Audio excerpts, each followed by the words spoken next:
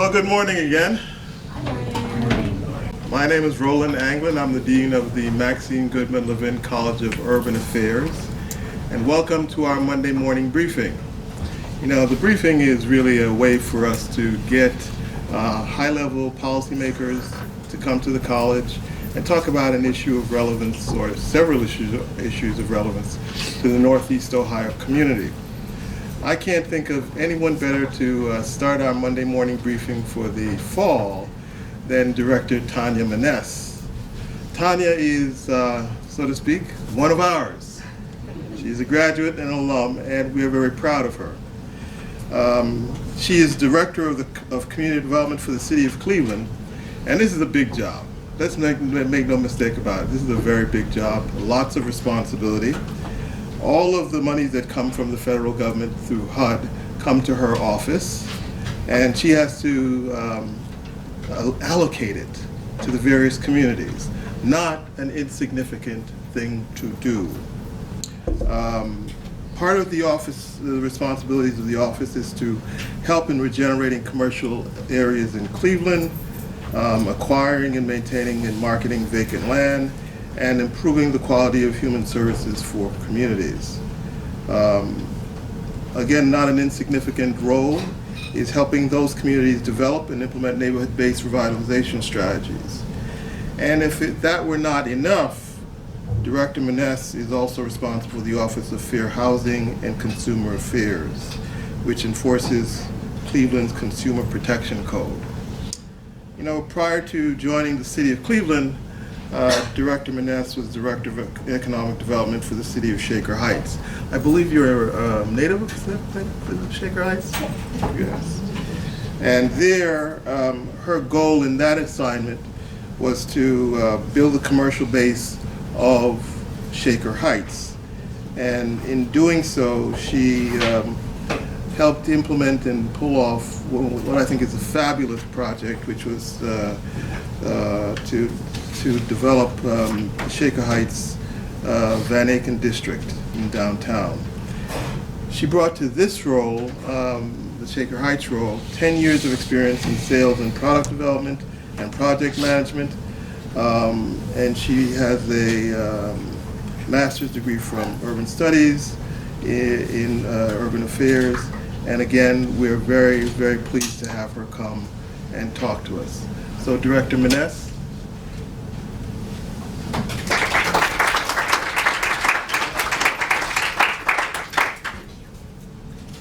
Thank you for the warm reception. It's exciting to be back in the Levin College, where I really would say I spent 2 of my happiest years transitioning into the work that I do today, and then it's also really intimidating to be on this side of the podium where I have professors who taught me sitting in the room.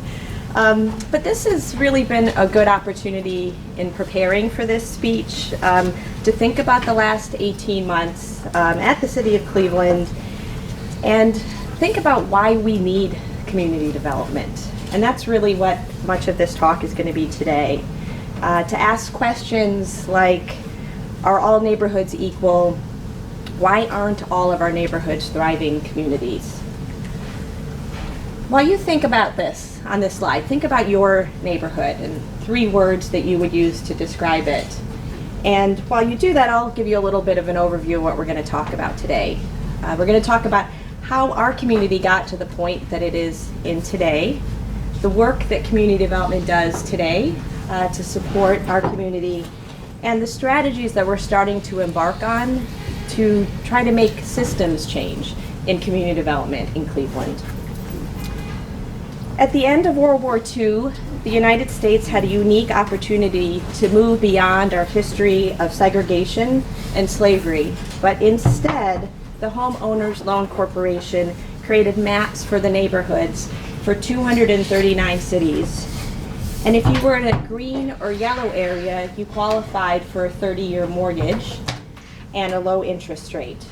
But maps with high proportions of people of color, traditionally African Americans at that time, were rated red, hence redlining. And regardless of how well these neighborhoods were kept up or how many people in those neighborhoods really could qualify for a loan. They were considered, safe neighborhoods or unsafe neighborhoods, and if you were in an unsafe neighborhood, there would be no investment in your neighborhood. This really marked the demise of middle-class African-American neighborhoods in our communities in the U.S. because they could not secure mortgages to purchase homes or to reinvest in their homes, or small businesses to keep their neighborhood commercial areas up to date.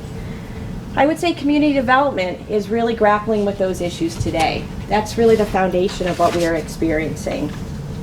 Not surprisingly, in Cleveland, and this is Cleveland's redlining map, the most significant issues, the most red areas, are on the east side of Cleveland. Today, 74% of what were called the hazardous areas in the United States are low-income areas today. And the areas that were considered, quote, the best areas, 94% of those today are middle and upper income areas. So what are the long-term impacts of redlining? We know that wealth creation, for the most part, arises from home ownership and from building small businesses. And that dictates intergenerational wealth transfer. And that intergenerational wealth transfer is really what decides your educational and your health outcomes. And you see this in every map I'm going to take you through here, right? This is the population of African Americans primarily on the east side of Cleveland. That corresponds to the highest poverty rates in the community. We will talk about elevated blood levels. These maps, many of which have come from some of you in this room. The elevated blood levels across the city, the highest rates are, well, really across Cleveland, but focused in Clark Fulton and in East Cleveland, eastern part of the city. That was actually life expectancy. This is elevated blood levels. Child poverty across Cleveland, and even the tree canopy. This slide comes from Western Reserve Land Conservancy. Even the tree canopy in our forest city stops essentially at the border of Cleveland. Notice anything? I think you guys all probably picked up on the point I was driving home. It really is that your zip code dictates your health outcomes. Your zip code, where you live, dictates where your child goes to school, your family's safety, your ability to invest in your most important asset, your home. There's no question that decision makers are very influenced by this, and the policies and structures that shape the opportunities each of us has to live in a healthy neighborhood are dictated by these outcomes. Where to construct a road or a bridge, where to open a bank, how much interest to charge on loans, funding for public transit. Choices about the structures of society can benefit one group of people at the expense of others, intentionally or not. We have structural inequities in our finance community, in housing, in transportation, and education. A good example of this is the National Labor Relations Act and Social Security Act that paved the way for living wages, workplace safety, and retirement benefits, but didn't apply to domestic workers and didn't apply to farm workers, who were essentially people of color. And you see this generations later, that they didn't have any of those protections. Unfortunately, much more recently, we look at the predatory lending with the foreclosure crisis, and we know that the most vulnerable homeowners that were targeted were on the east side of Cleveland and were disproportionately African American. Most disturbingly, we see that middle-class African Americans who could have qualified for traditional loans were targeted for predatory loans. And I think that leads to this slide, again from the Western Reserve Land Conservancy, that talks about, and I think is the most sobering part of this presentation, that in 2005, the median sales price on the east side was $80,000, and the median sales price of a home on the west side was $89,000. This was 2005. It was in recent history, even for many of the students in this room. And subprime and predatory lending that was far more prevalent on the east side of the city resulted in greater foreclosure rates, blight, and a significant loss of home ownership equity, which again is that intergenerational wealth transfer in the predominantly African American neighborhoods in our community. And you see here that now in 2018, the home prices have largely come back on the west side of our community, and that's a good thing, to $70,000, but the east side, the median home price is $27,500. You see here the predominantly white outer suburbs and west inner suburbs have nearly fully recovered from the foreclosure crisis, while the two regions with the highest African American populations in our community, the east side of Cleveland and the east inner ring suburbs, have only recovered 34% and 64% respectively. It's not all bad news. Median sales prices have increased in east side neighborhoods. Prices are recovering as blight is removed, as the Cleveland Building and Housing Department and the County Land Bank have demolished homes. But as noted earlier, east side of Cleveland still has only recovered 34% from peak median prices in 2005. The concentration of blight has come down between 2015 and 2018, as I mentioned, through the demolitions. And vacancy is reducing as well, which is critically important for our neighborhood revitalization. But again, the distribution of vacancy is not equal. The number of vacant structures is highest on the east side of Cleveland, followed by east side inner ring suburbs. We know that the fuel that runs our economy and our neighborhoods is mortgage lending. And countywide, we see that African American borrowers are twice as likely as whites to be rejected when applying for a home mortgage loan to purchase a home or for home improvement. And most startlingly, when you look at this slide, 13% of high-income African Americans are rejected for a loan, higher than the numbers of white middle class and moderate income borrowers. How can this still be in 2019? How are we still seeing this disparity? The higher percentage of African Americans, the lower the loans are made in a neighborhood. Residents in the east side of Cleveland, where home repair is greatest, have the least access to home improvement loans. What we see also is that the number of loans that people apply for is lower in African American neighborhoods. And there are many reasons that sort of now we're starting to understand probably contribute to this. First, as you'll see as we go through the presentation, something we're really trying to impact is when your median home price is $27,500, you need loans that are under $50,000. While several of our banking partners are now providing those loans, you get the same commission for a $50,000 loan as a $250,000. Sorry, you don't get the same commission, but the percentage is the same. And generally, we know a small loan is just as difficult or harder to close. So that incentive structure isn't there for people who are trying to make a living making mortgages. We know too that banks are concerned about the fact on a low mortgage, it looks like the fees are disproportionately high, and suddenly that loan looks predatory.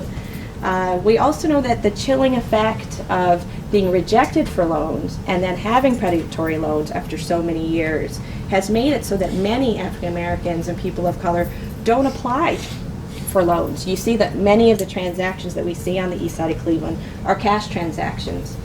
And probably most challenging now is we see investors coming into our markets, buying up properties and renting them. So where we had neighborhoods of homeowners like Lee Harvard, we're turning into neighborhoods of renters. And that isn't necessarily bad if those investors are investing in those properties and keeping them up. But what we see typically is they're not. So this is where the city's community development department comes in, this daunting task. Housing and urban development, one of their first steps in looking at addressing the issues in neighborhoods across our large cities was to distribute housing and urban development funds to entitlement communities like Cleveland. Today, the city of Cleveland administers about $20 million in community development block grant money and a little over $5 million in home funds. I like to talk about our work as a neighborhood revitalization toolkit. The funds are divided, as I said, in two main categories. We're committed to improving the quality of life in the city of Cleveland by strengthening our neighborhoods through successful housing rehabilitation efforts, commercial rehabilitation efforts, new housing construction, home ownership, and community-focused human services. Our Neighborhood Services Division is focused on direct service to our residents.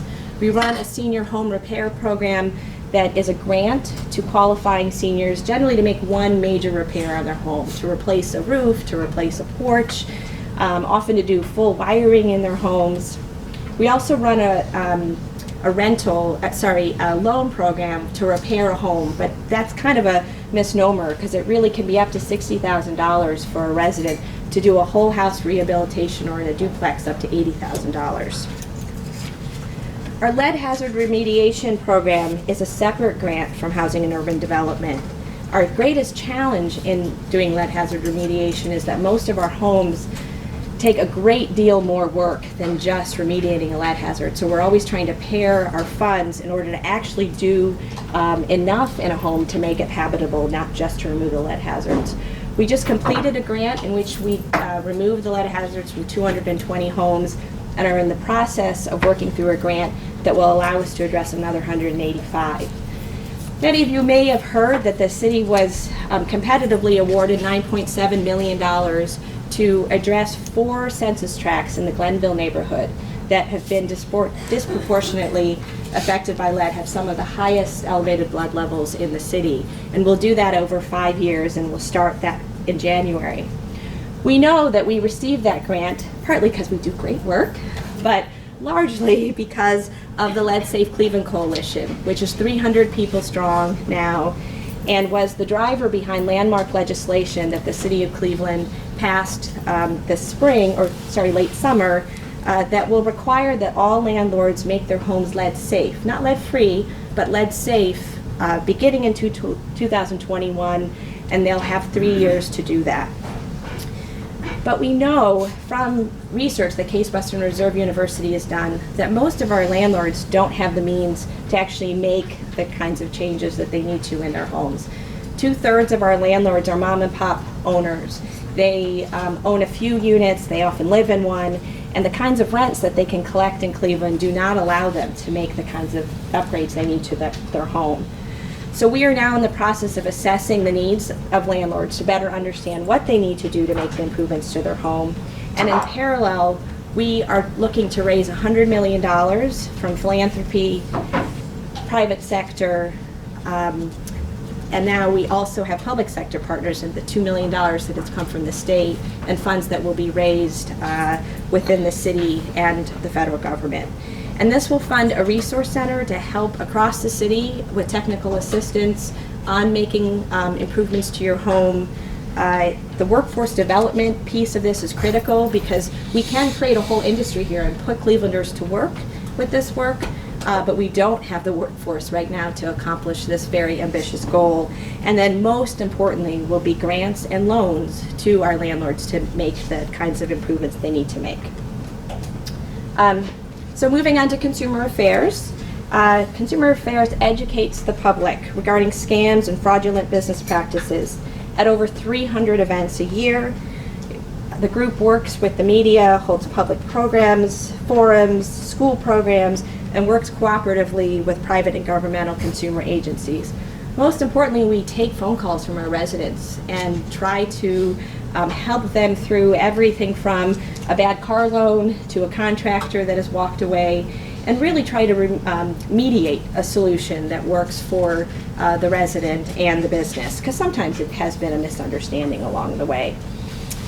In 2020, we are launching the Community Engagement Healthy Home Initiative, which essentially marries our neighborhood services team and consumer affairs. The goal of the Community Engagement Healthy Home Initiative is to improve the quality of life of our residents by making needed changes to their homes. The specialists will be deployed at community development corporations across the city, so they'll be housed in neighborhoods with residents, and will partner with the councilperson, the CDC, and resident groups to meet with and target areas of neighborhoods that need the most intervention. Most importantly, the community engagement specialists will be trained, will be RRP trained, and will be able to help residents and landlords with the technical assistance as they deal with lead remediation issues. So now I'm going to change track a little bit and talk about our neighborhood development division, which partners with community development corporations, with housing nonprofits, and the private market to provide affordable housing and permanent supportive housing for our most vulnerable residents. We do so partly through the fact that our city has 15,000 parcels in our land bank, and this falls under neighborhood development. In these parcels, we have utilized many of them for greening and community gardens throughout the city of Cleveland. As many of you in real estate know, site control is everything. And so often the best part for us is if we have control over the site, we have some say in what gets built on the site or can support the kinds of initiatives like the Ohio Technical College come to fruition, which probably wouldn't have without the donation of the land. The Housing Development Office, which is kind of the core of neighborhood development, administers, as I mentioned, a little over $5 million a year in home funds to preserve affordable housing in Cleveland and support mixed income communities like Upper Chester, the Inova development that then is around the corner from senior housing, and also the Newton Model Block Program, which is some of the oldest, most beautiful housing in Cleveland that was restored and rehabilitated with home funds.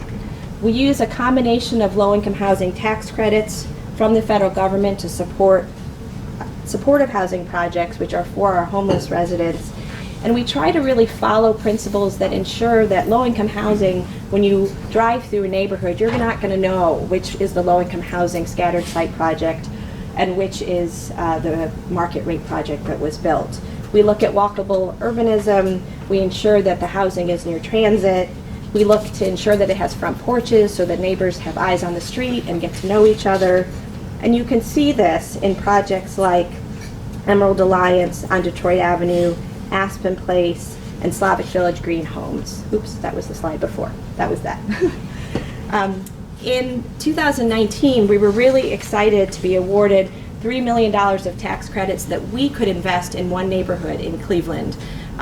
The grant came through based on a celebration of 50 years of the Fair Housing Act. And so the requirement was that this was a neighborhood that was quickly revitalizing, where we would see market rate housing built in conjunction with affordable housing, that we'd have that seam point where it was really important to preserve affordable housing.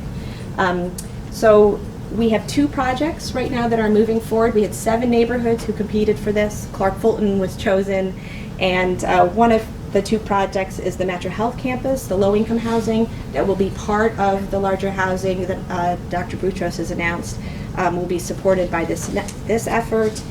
And then the revitalization of Blanket Mills and the Linomni building. This is an old historic structure that's really been a blighting influence on this neighborhood, and we have the opportunity to bring it back and have it be a catalytic project for the Clark Fulton neighborhood.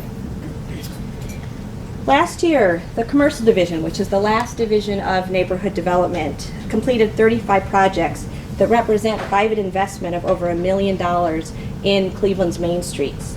The main program is the storefront renovation program and the signage program. And the goal is to support the renovation of building exteriors in a comprehensive manner that creates a visual impact, promotes the businesses located there, and creates an economic benefit. The city's rebate and design guidance encourages high-quality investment in our commercial corridors. This is seen in the $100,000 renovation of Jack Frost Donuts, which was on the past slide, and almost $75,000 that was invested to bring back the building that now holds Forest City Shuffleboard. In 2019 and going into 2020, we're increasing the rebate for our property owners, knowing again that it is really challenging to invest in buildings on our commercial streets. Probably the least well understood section of community development is the Administrative Services Division. We essentially run a $9 million philanthropy where we put dollars on the street to support nonprofits and our Community Development Corporation network. Initiatives as varied as the Waterloo Arts Festival that you see here and the Near West Recreation. We support agencies again as varied as Senior Transportation, Open Doors Academy, the Hispanic Business Center, the Cleveland Restoration Society, Seeds of Literacy, College Now Greater Cleveland. I could go on, but it gives you some sense of the depth and breadth of organizations that we support. Probably some of the most critical work that community development does is to keep a keep and strengthen, our community development network. We are very unique in the United States to have a strong community development network, but it is also very challenging to support them as the housing and urban development funds are decreased every year. Colleen Gilson, who's the head of CDC Advancement from Cleveland Neighborhood Progress, many years ago said to me that a healthy neighborhood has 3 legs of a stool: a strong council person, an engaged community, and a vibrant community development corporation. And that couldn't be more true today than it was then.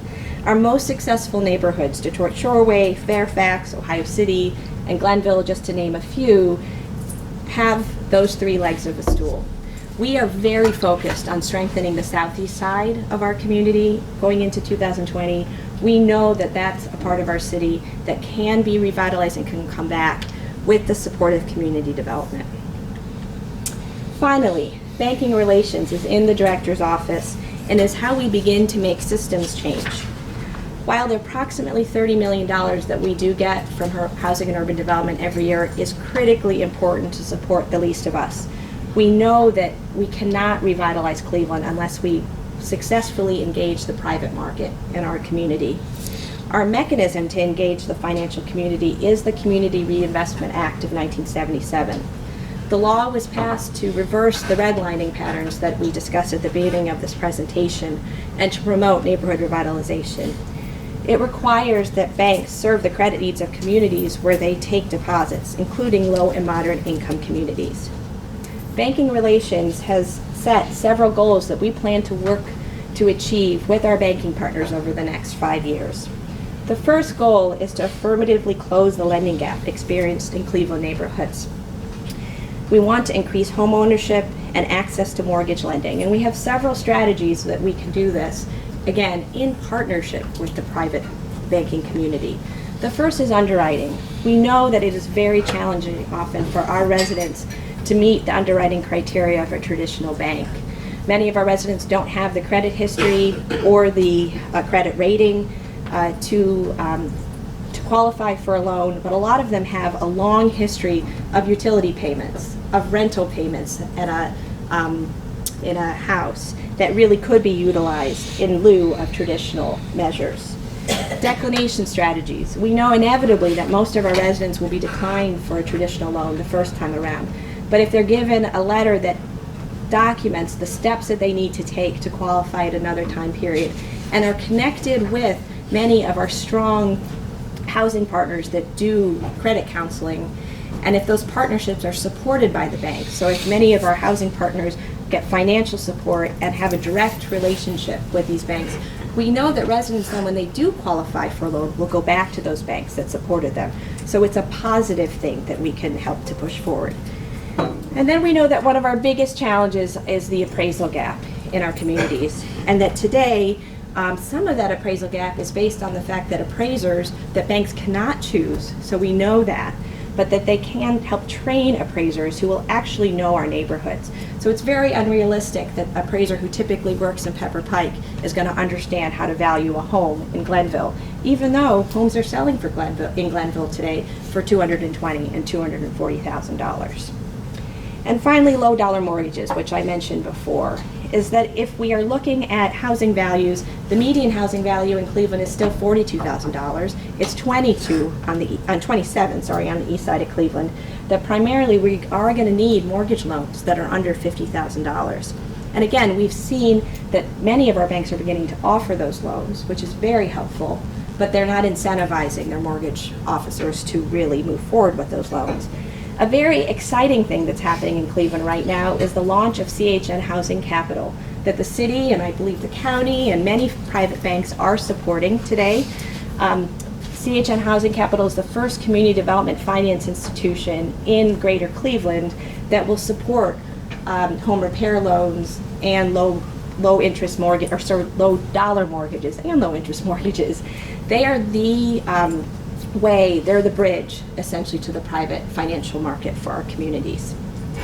And then finally on this slide, middle income and low wealth borrower strategies. So as I had mentioned before, many of our middle income borrowers face challenges to home ownership due to a lack of assets for a down payment. They have the dollars to pay rent that could translate to a mortgage. They have the dollars, they've been paying their utilities, they've been paying to maintain often homes that they rent, but they lack the assets, that down payment to begin to move into home ownership and have that opportunity to pass down intergenerational wealth. This class of borrowers is what's really motivated the city's middle income strategy, middle neighborhood strategy. The initiative will develop a strategy and a toolkit to create the conditions for mixed income neighborhoods in Cleveland. And what Mayor Jackson calls our stable neighborhoods, there are few tools for neighborhood revitalization and stabilization. These are the neighborhoods that fall between our most distressed neighborhoods that we support with housing and urban development funds, and the small amount of neighborhoods, which is very exciting to see in Cleveland, but really is about 3% of our population and land today, which are considered now luxury neighborhoods. These middle neighborhoods are the Old Brooklyns, the Lee Harvards, Bel Air Puritas, Collinwood. These are the missing middle in our cities. And what we're seeing is in many successful cities across the country, the cities are becoming neighborhoods of very poor and very wealthy people. And we have a real opportunity in sort of these middle cities like Cleveland to ensure that we maintain and we support middle neighborhoods and middle income people that can live in those neighborhoods. So this is a really exciting time for us. Neighborhoods that can support housing values of about $80,000 to $150,000. We see those neighborhoods really kind of mirror many of the neighborhoods that abut Cleveland in our first suburbs. And the neighborhoods need typically financial interventions and target interventions to come up enough that they can then enter the private market. What's exciting about a middle neighborhood strategy is it's all about engaging the private market. We're not talking about subsidy, we're not talking about grants, we're trying to paint a picture and an understanding these are markets that make sense to lend into. So this targeted approach really looks at the seam, the points, the edges in a neighborhood where within a few blocks, the neighborhood transitions from strength to fragility in the marketplace. And we can find these areas in almost every neighborhood in Cleveland. If we focus on neighborhood beautification grants and marketing and pride in place, you can't discount how important this is. Think about Cleveland 5 to 8 years ago, before Destination Cleveland got us all wearing Cleveland t-shirts, right? We were the city that would go on an airplane and kind of like, oh yeah, I'm from Cleveland, right? I was never that way, I have to say, but so many people have been, and it's really turned our city psyche around. We have to do that in these neighborhoods, to be proud to be from Lee Harvard, be proud to be from Old Brooklyn. Old Brooklyn is doing this really well, which is why we hired their marketing person to run this initiative for the city. And then finally, I keep coming back to the lending because it really is the most important part. We have to complement the funding, as I mentioned, from housing and urban development to bring in families that fall between that 80% and 125% of area median income, and better engage the private sector so that they do understand that there is a return on investment in investing in these neighborhoods. And then the second part of the financial strategy with the banks is to revitalize the city's aging stock. Purchase rehab mortgages are something that we don't see in our communities today, but we know that the most affordable home, the most quality home is generally a rehabilitated home. And Fannie Mae Home Style Renovation Loan is the basis for these type of loans. Cities have partnered with nonprofits to administer these loans through their banks. We are seeing this, the Detroit Home Loan Mortgage and the Community Acquisition Rehab Loan Mortgage Program in Pittsburgh both do this today. We really need to focus on these solutions in Cleveland. And then the home repair loans that I've already talked about. We really can't improve our current housing stock for our current residents if they can't access home repair loans because they don't have enough equity in their homes. And then sort of the baseline, I realized last night, I was like, I should have switched this because this should have come first, is increasing access to safe and affordable banking products is really our first step. And we do have 6 local financial institutions like US Bank, Key, and Dollar who have a nationally certified bank on checking account. However, it is, again, sobering that Cleveland has the second highest unbanked rate in the nation. So this Bank On coalition that has just kicked off, Enterprise Community Partners with the support of Cleveland, got a grant to move forward with the Bank On Coalition, it's really to help our neighborhood residents understand which banks are providing bank-on type banking products. Safe, meaning that they're free from overdraft protection and that they're non-predatory. Affordable, meaning that there are no account fees for maintenance. And current, that they have the transaction capabilities that people need, like being able to use an ATM, a debit card, and an online bill payment. So this is something, again, where a lot of the time our role is to help our residents understand that the type of programs that they need are in banks and that they are welcome in those banks. So that leads me to the Equitable Development Task Force. The city, in partnership with City Council and housing partners like Cleveland Neighborhood Progress and Enterprise, as well as CDCs across the city, formally launched an Equitable Development Task Force last October. The goal is to utilize the city's tax abatement policy and our land bank to promote equitable development. Through this initiative, we hope to move our revitalizing neighborhoods to middle neighborhood status, stabilize those that are already there, and ensure that neighborhoods like Detroit Shoreway and Ohio City and neighborhoods near University Circle remain affordable for working class families.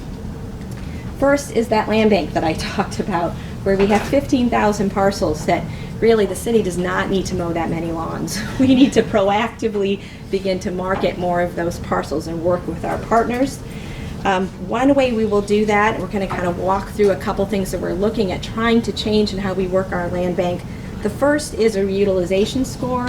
It means going through our 15,000 parcels and evaluating how likely it is we're going to develop them based on criteria like what are the market rates of the parcels around them, how close are they to transit, how close are they to a commercial corridor, how likely is it that somebody can walk to a school, a myriad of criteria that will help us identify which lots will be able to be either built upon or rehabbed in the near future, and which lots we need to hold if there's a lot of land assembly, for example, along an opportunity corridor in a critical place in Huff. We may hold that land.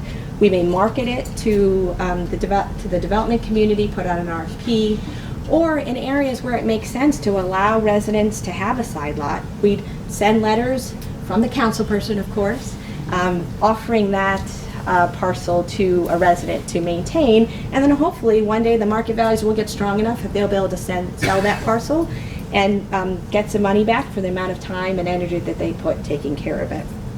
But we will look at that score and those reutilization paths, and then ultimately something that's really important is we'll start to look at pricing for our land bank lots. Many of you may know that the city, except for in a few places, sells all of our lots for $250. Well, what we didn't realize is we are exacerbating the appraisal problem by devaluing land in our city. So while we do have some areas of the city where a lot is still probably should cost $250, or we would do that to incentivize a project, in most of our city we could be selling lots for at least $1,000 or probably tens of thousands in other areas, and creating the land value so that then banks again can maybe more likely look at our land in the community and see some value there. On the tax policy side, we've had in the city of Cleveland a one-size-fits-all strategy for a very long time. A 15-year tax abatement, 100%. It's been critically important to revitalizing our community. We know that but for this tax abatement, we would not have seen the kind of development that we've seen in Cleveland to date. But it's time for us to look and see whether we can refine this critically important tool to incentivize development across the city at multiple price points and in different products versus what we have today, which is, again, one size fits all. And we need to look at protecting our longtime residents. So in areas of our city, again, it's a very small part of the city, but where market values have gone up, the residents who have stuck with the city, stayed here, we need to make sure they're not displaced, that they can't suddenly afford to pay the taxes to stay in the community. Sorry, I just skipped that. So what are we doing in terms of the tax abatement study? We're in the midst of the study right now. We need to understand, as I said, what the tax abatement has done for the community to this point. We know anecdotally it's important, but we need the economic impact analysis to know that for sure. We need to benchmark against other cities like us that have made these changes. Columbus, Kansas City, Cincinnati, Pittsburgh are all changing their tax abatement policies today. We will have some recommendations by January and February. These recommendations will be greatly impacted by stakeholder engagement that we're doing right now with the real estate community, with our bankers, with home builders, developers. So we really understand what the tax abatement has been meant to them to this point. And most importantly, with our residents. Right now, Neighborhood Connections is about to launch 2 months of listening sessions in the neighborhoods. If you go to Neighborhood Connections website today, you'll see where they're going to be listening sessions throughout the neighborhoods over the next couple months, because we really need to understand how tax abatement has affected residents across the community as we make decisions. We'll have recommendations, as I mentioned, in January and February about how maybe we should change the policy. And then in many ways, that's when the real work starts, right? We have to think about how we would administer a change, go back out to the community to see what people think of it, and then of course get City Council to think about making those changes. But we've had a lot of interest from Council in doing this. And so everything I've talked about today really has culminated in the Mayor's Neighborhood Transformation that has been going on for the last about 2 years in 3 neighborhoods in Cleveland that in many ways should be seeing revitalization based on their location. Glenville, proximate to University Circle, Buckeye, proximate to Shaker Square and Shaker Heights, and Clark Fulton, at the nexus of Metro Health's revitalization. But where the residents really haven't seen the benefits of all of the strength around them, haven't seen the job opportunities. And so the mayor really challenged the development cluster that I'm a part of to put together programs that focused on health and equity and wealth building, and leveraged investment from banks and the city's funds to look at commercial development, residential supports, and entrepreneurial and workforce training. So I'm not going to go through this slide because it's everything we just talked about, but then really augmented by my peer, David Ebersol, in Economic Development's work to focus on job creation, on small business growth, on workforce development in concentrated areas with infrastructure improvements to really see if we can jumpstart those neighborhoods to get them moving towards that middle that we were talking about. And so all of this, as we've been working through it, has really focused on the fact that community development really hasn't had a 10-year housing and investment plan. We've been working in basically the same way for the last 20 plus years. And we don't have the data. We keep talking about the fact that we need the private market to get engaged in our work, but we don't really have the data to show them that it makes sense. And so the 10-year housing and investment plan that we're going to embark on next year will have 2 components. The first is really focused on resident engagement and engaging with our partners. Everything we do in community development is with the community development corporations, with housing partners, with the private industry. So we need to talk to them and say, are the programs that we administer today working, or are they not? What else would you like to see? How can we be more innovative in how we use the HUD resources that do come into our community? And I'm sorry this is small, but the research outcomes, again, really will help us understand what Clevelanders will expect from housing over the next 10 years. What price points will they be able to tolerate? What tools do we need to really do the kind of rehabilitation that's required to bring our communities back? We don't really understand the challenges in our current housing stock, but more importantly, we don't know, again, how other communities are using their housing and urban development dollars. How are they engaging the private market maybe better than we are? And so, as I wrap up, yes, I'm finally wrapping up, what does this all mean? We really look at our work in 4 different levels. We start at the top. Most importantly, are we serving the residents of Cleveland? Are we helping them make their lives better day to day? Then we look at, are we supporting organizations that create community, the ties that bond, that make people want to live in a city? That's really important. You feel that you're part of a neighborhood. Then we partner with community development corporations and the private networks to build the catalytic projects that really move our neighborhoods forward. And then finally, we're really trying to get into the systems change, the policy changes that need to happen at the city and state and federal level that allow us to support lead-safe homes in Cleveland, to preserve our middle neighborhoods, to increase private lending in our community, and to adjust our incentive levers like tax policy and our land bank to ensure that we are providing incentives to build housing across our community at multiple price points. So thank you for your attention. I appreciate it and I'd be happy to take questions.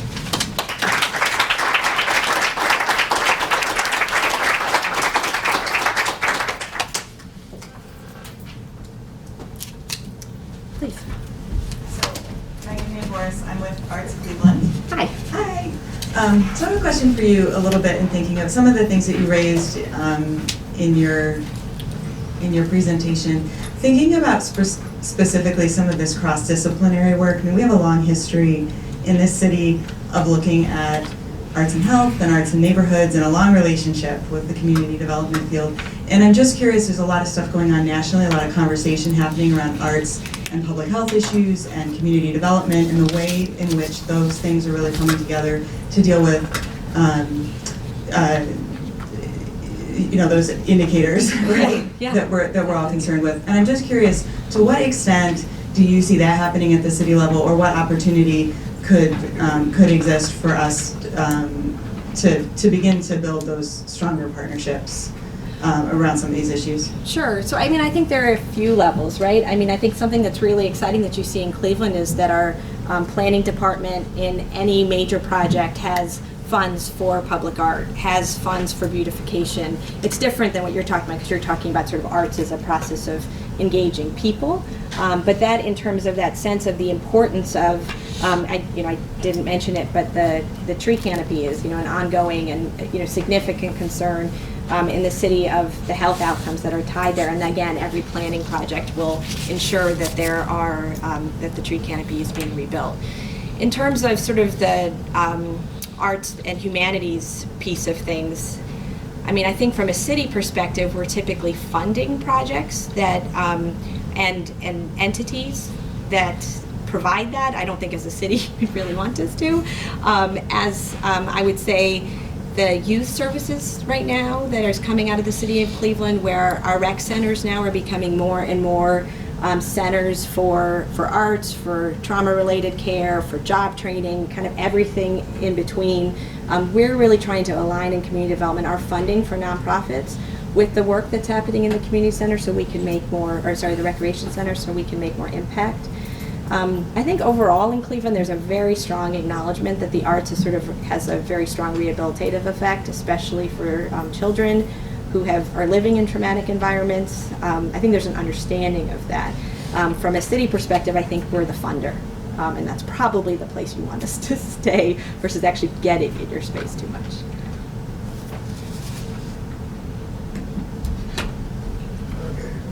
Thank you. I perceive Cleveland's major liability is crime and violence, and we haven't addressed that. Well, sure. So we work reasonably closely with the commanders in each division of the city. I mean, things, vacant homes, rehabilitated homes. I mean, we are very focused on the environment, which I think often helps to prevent crime in neighborhoods, but we're not the ones who are going to get directly involved in that. But again, as I just mentioned, you see neighborhoods that are high density, that have eyes on the street, so those front porches where you don't have vacant structures, where there's a tree canopy. So again, it's amazing to me how much your environment, so if there are parks within walking distance of every neighborhood, that's a really important initiative for the city. Those kind of environments, currently the lighting and the cameras that I think are in 4 neighborhoods now and will keep being implemented throughout the city. It's creating the environmental factors that reduce crime in our community. As I mentioned, the youth services right now that are happening in our recreation centers, critically important to get kids off the street and in a place where they feel safe and can do something productive. We fund a large part of our dollars goes to YOU, which helps employ kids now, not just during the summer but during the school year. All sort of crime prevention on the outside. If you're looking at crime as a public health crisis, which is really more and more how the city is viewing it, then the kind of interventions that we do in community development help that. But clearly, that is when you talk about the things that are out of our control, quote, in community development when we're trying to revitalize our neighborhoods, the two hardest ones are the issue about schools and the issue about crime, right? We don't deal with that directly.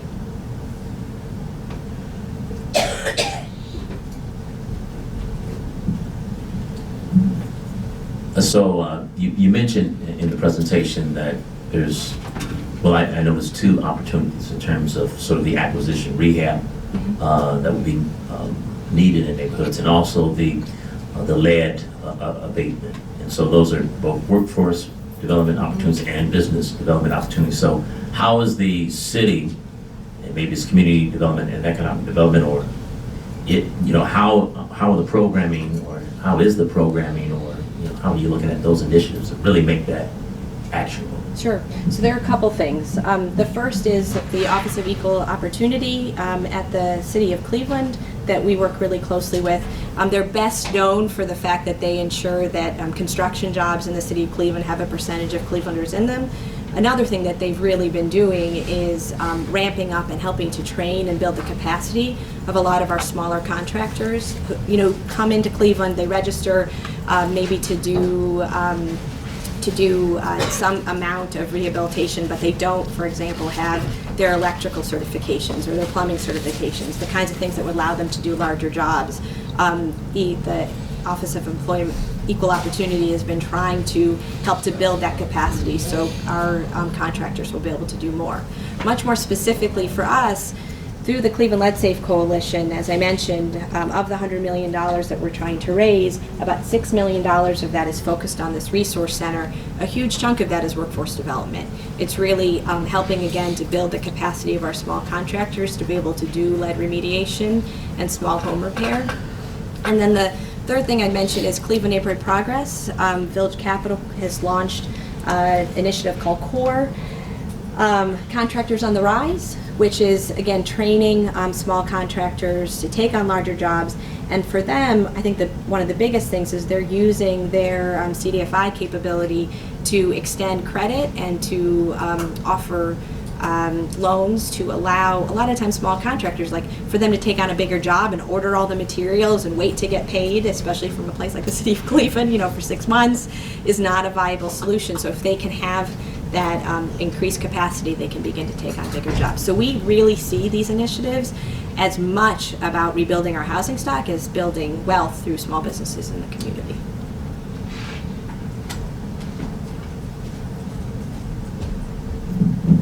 Now I know why you were so excited about having a banker here. But what I'm excited about is I have worked with the schools as a psychologist for 40 years. And I mentioned this to you, but I really am happy now with the fact that you're doing such a wonderful job with the lead. For years and years, as a psychologist, you talked about all the problems we had, but maybe there were people working with the city, but we never heard about them doing anything. And obviously for such a big job that it needed money and people to do it. So I'm biased, as you can imagine, but I'm excited that this is happening in Cleveland. So for all of you who don't know, that's my mother. Totally not unbiased. So yeah, I would feel bad if I didn't point that out. And the banker is my sister. So what can you do? You got to fill the crowd with friendly faces. I brought you a banker. Yes. And I'll ask my questions privately. Yes, thank you. I appreciate that. But I will say that for years, the city, and I think this is what you see about the importance of coalition building, the city and the state and the county would get these federal grants and we're administering them. But as you heard me say, 200 homes, our lead issue is possibly conservatively 30,000 homes, as many as 80,000 units, sorry, not homes, but probably in that 30 to 50,000 range. 200 units at a time from the federal government is, you get the picture. So I think the huge change with lead was really, and I want to give credit where credit is due, it was a coalition of philanthropy and legal aid, and then activists, right? People in our community who said, we're not tolerating this anymore, and made it so that Cleveland City Council, where there were people who really did care and want to do the right thing, really then had the political will to make this a significant priority for the community. So it's been, I couldn't have told you anything about lead remediation 2.5 years ago, or even 2 years ago probably, but it is a huge focus of everything that we're doing now at City Hall. Are the schools aware of this? Yeah. So the schools, they do all the testing, and so like the other side of the coalition, we're the housing part of it, but clearly is the public health piece, and all of the testing, that's supposed to happen at a 1-year well visit, a 2-year, 3-year, and then into the schools. The problem is by the time you're tested in school, the problems have already happened. So the schools are heavily engaged in then connecting children, and actually one of the really exciting things is that the state changed a policy that now requires that if a child tests with an elevated blood level, that they will get support in the school. Before, parents had to prove that there was some issue with their child to get that support. Now it's just if you test at a certain level, you're assigned some kind of intervention to ensure that those things don't manifest themselves over time. Hi, I represent the St. Clair Superior neighborhood, and our average sales price is less than $31,000. Probably 90% of the transfers on a yearly basis are purchased by investors. Yeah. The investors, because values are not going up, face a financial wall at some point. And so what I'm concerned about is with the removal of lead and the cost of that. Yeah. Not removal, but abatement of lead. With the cost of that, how is the city going to work with the neighborhoods to not eliminate abandonment, but reduce abandonment, because landlords will walk away from these properties? Yeah, that's been a considerable concern. We modeled a lot of our legislation and our program on Rochester, New York. Last year, November 1st, a whole bunch of us got on a bus and we went to Rochester and spent a day there.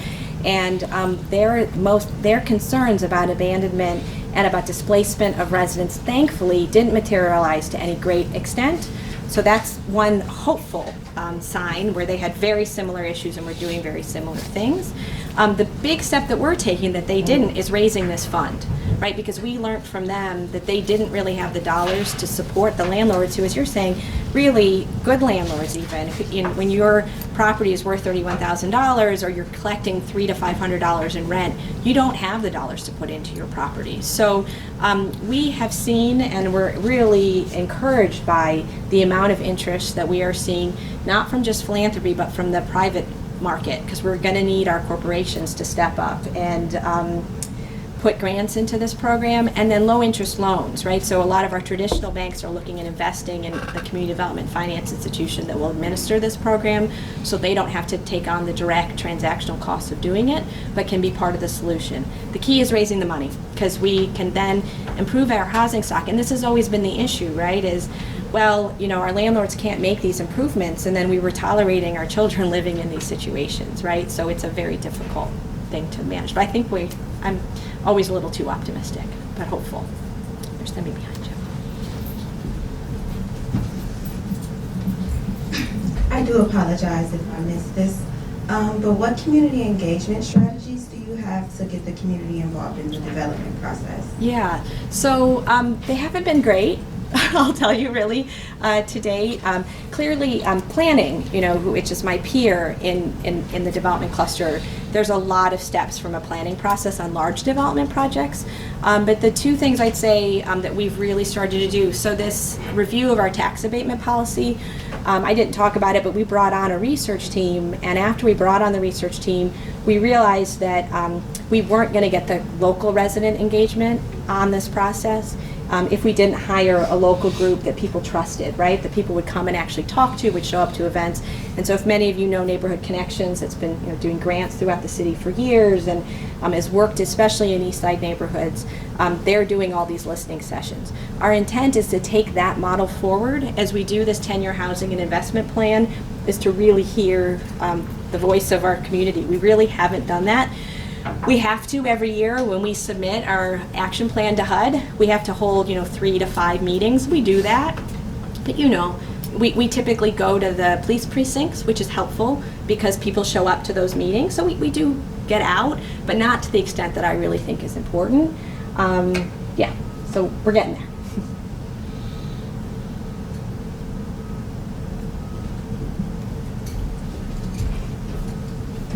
Can you talk a little bit about opportunity zones? Because one of the things that struck me is that you explained the whole, how we started and the reality of redlining. And I'm just thinking about, how opportunity zones were identified today and, the roots, racism, redlining, to what extent are opportunity zones either reinforcing those racist practices that were in existence that caused redlining to begin, or whether or not that's an opportunity to really do something here to support the kinds of things you're talking about. Okay, so because I'm assuming that, I don't know, everybody here may, like this is the kind of stuff I read just for fun, but normal people actually have lives, so I'll spend 1 minute just explaining what opportunity zones are. So this was President Trump's plan as he did his tax bill, was to allow governors throughout the country to identify zones in their communities where people who had capital gains, instead of paying taxes on those capital gains, could invest them in projects in certain communities and then not have to pay those capital gains if they kept their dollars essentially in the project for 10 years. There's a lot more to it than that, but I'll stay safe and kind of stick with that basic outline. So the cities put in their recommended opportunity zones, census tracts, and they had to be high poverty areas. But then the hard part is you also had to have areas where people would invest. So the challenge in a place like Cleveland is we're now competing for investors in San Francisco or in New York City or even in Chicago, correct? And so to attract that investment, we need to have reasonably viable places where private investors would want to build. So a lot of the argument with opportunity zones is, well, how come Central wasn't chosen, right? Or Buckeye for that. I was really pushing for Buckeye. Well, the fact is that getting private investment, even with somebody at a capital gain, is unlikely there. So that's kind of the reinforcing side that you just talked about. On the other hand, there are many areas of the city that are kind of on that edge where there are high poverty areas, but there is development possibility where we're seeing improvement. And then another thing that's been kind of really exciting to see, and it's just starting, is a handful of projects that would have been completely market rate projects. They want opportunity zone investment. And again, we can't minimize the fact that even in the greatest development in Cleveland, this is still an incredibly expensive proposition that is difficult to make happen. Even market rate projects have like 3 layers, 5 layers, 7 layers of financing. So having those opportunity zone opportunities then, too many opportunities, allows those projects to have maybe 10 or 15% of those units in a rental building be at maybe 80% of AMI. So like at a $800 rent instead of a $1,300 rent, so that a student or a working class person could afford to live there. So that's kind of the silver lining. It's really too early to tell is the probably most honest answer.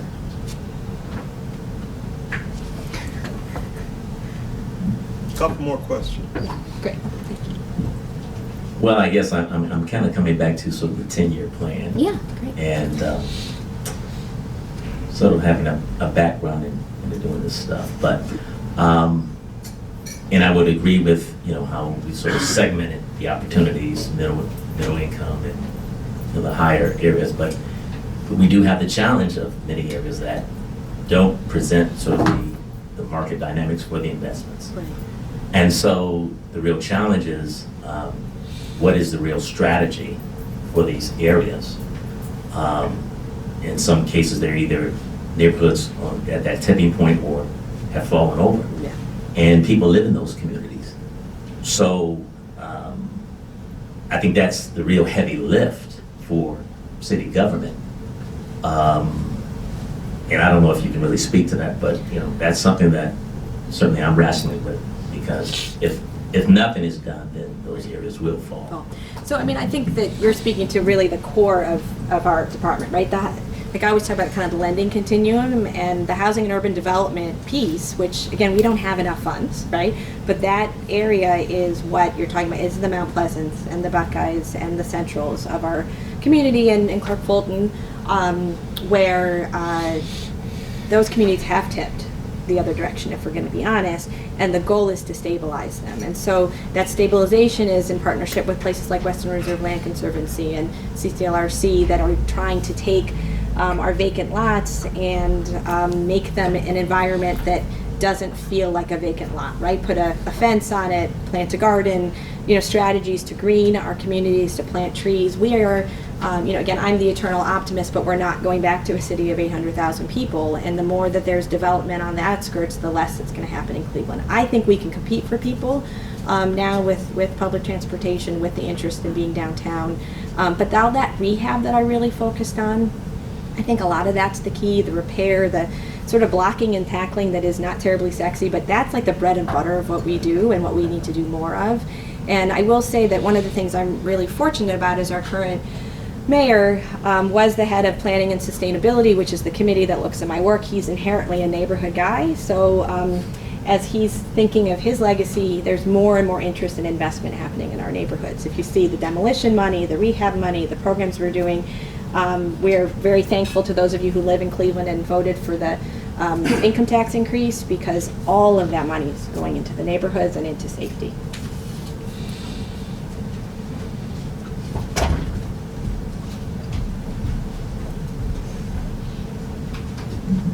Good morning, Director. It was a really excellent presentation. So, thanks for giving such a comprehensive review of the work that your department's involved in. I'm struck that a lot of the messaging, and I don't think it's accurate, is that when some communities are identified as really struggling, and then the juxtaposition is other communities are thriving, that it's because, right, that the one led to the other, et cetera. But having worked in Cleveland community development, my real sense is that there's a lot of camaraderie, right, amongst the industry. And so my question is do you agree with that? Do you see that as well? And then are there ways that community development as an industry, the different CDCs and the philanthropic institutions, et cetera, are working collectively around issues that help make Cleveland as a whole and the region as a whole stronger and a more vibrant place? Yeah, so I mean, I think that the psyche that unfortunately cities that have struggled have, that the pie is getting smaller instead of looking at a pie enlarging, that if we do well, like if you do well, I'm going to do well too. I mean, I think that's some of Cleveland's greatest issue, is that we spend time competing with each other and not in productive ways.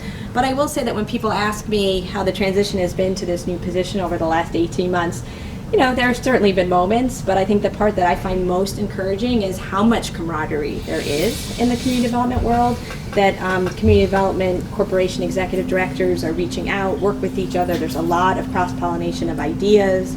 I think our department is becoming less of a black hole, I hope, and really more outreach into the community. And as we've staffed and actually allowed people to get out there, seeing hopefully a little bit more as a positive force for change. But I think that attitude, I mentioned it in that creating pride in place. We really saw this in when I was in Shaker, that neighborhoods that have pride in who they are, who fiercely defend their school and their community, are neighborhoods where people want to live. And I think that all of the things that we talked about housing and physical structures, if a community has heart, a community is going to thrive and do well, and that heart comes from the community development community. I mean, I opened the paper on Sunday, and the amount of events that I could go to, I mean, I could never be home with the amount, which would be a problem, with the amount of things that are happening in our city, and that's primarily the heart and soul of the community development community. So I feel very encouraged by that people are starting to see that the pie is growing, and that it's less about one taking away from the other. Take them and then go. Okay. Yeah, oh my God, let's take Shannon's question.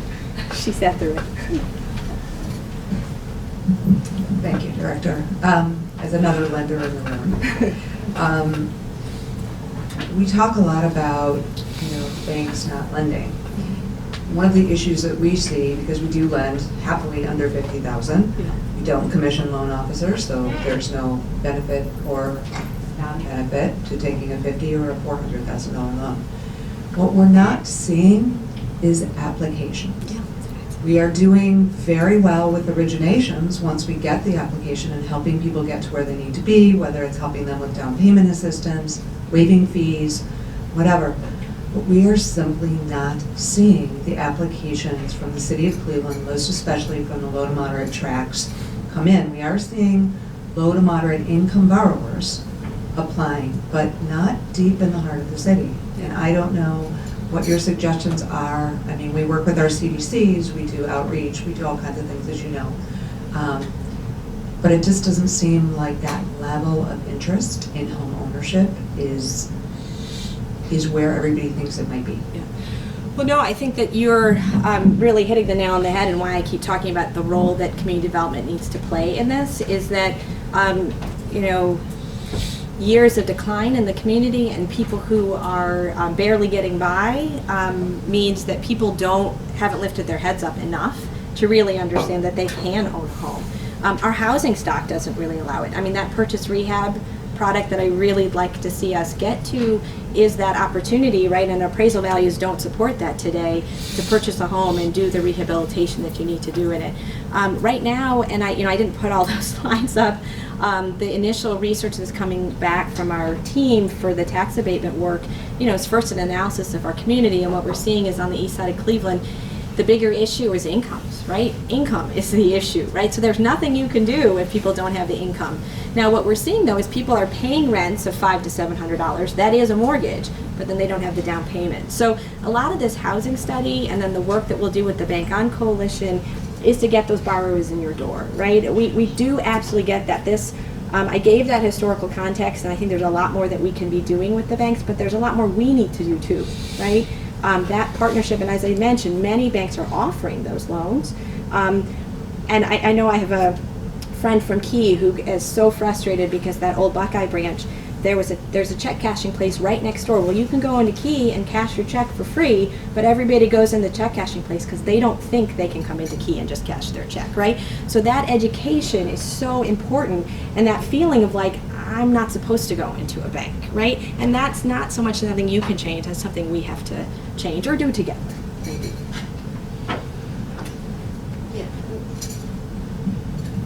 Thanks. My question was also about any outreach that you have done with banks, with CRA professionals in banks, and have you done any of that? And I guess kind of to speak to what you were saying and the woman against the wall there about community engagement, where CDCs are definitely important.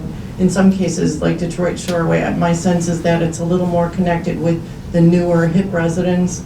My mother's in assisted living there, and I know she hasn't got any of those, emails or whatever. But engagement, especially for minority groups, going where they are, where their stronghold already is. So oftentimes it's faith-based communities, and so don't reinvent the wheel, but meet them where they are. Right. So if you could speak to that. Well, and I think that's what, really, banking relations has been a very small part of our department, and we're really trying to expand it. It's 2 people, right? It's really 1 person right now, and you're really using our consumer affairs specialists over time, and then leveraging the consumer financial centers that CMP runs, right? They go where people are. They're at community colleges, they're at faith-based organizations, they go to CMHA sites across the city. That need to deploy our network based on this initiative hasn't happened to any huge extent, right? I mean, clearly the community development corporations, that are earned income tax credit centers that open across the city, that's a really great place that says, hey, you're getting your earned income tax credit.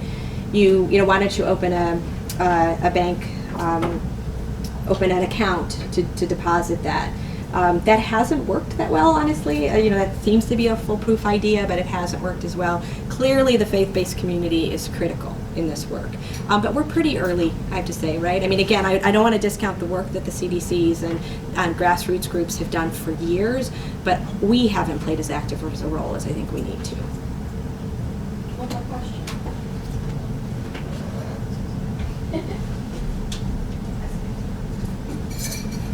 I will say, I'm on a fellowship with Cleveland Neighborhood Progress, and I'm conducting a safety listening tour. So if anybody feels like they want something to share or that I can take back to my organization, feel free to connect with me afterwards. You can take the question back. No, she I'm said gonna take she's that willing one, to take that the one in question. the back, because it's someone who hasn't asked a question, and then maybe we can wrap up. Hi, I was checking to see, we talked about two pieces of the, I guess, transformation of neighborhood. One is having income to support a loan, but the other part is the appraisal part. How do you go from a $27,500 to a $100,000 house to actually get a loan?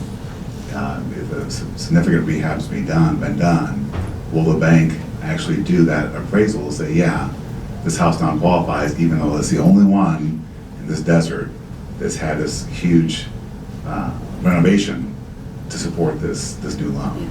How does that happen? So that's, again, I think something we're really looking at. So like in Buckeye, through the Mayor's Neighborhood Transformation Initiative, we will put home funds into a handful of homes to do the rehabilitations first, bring the appraisals in that area up to about $80,000.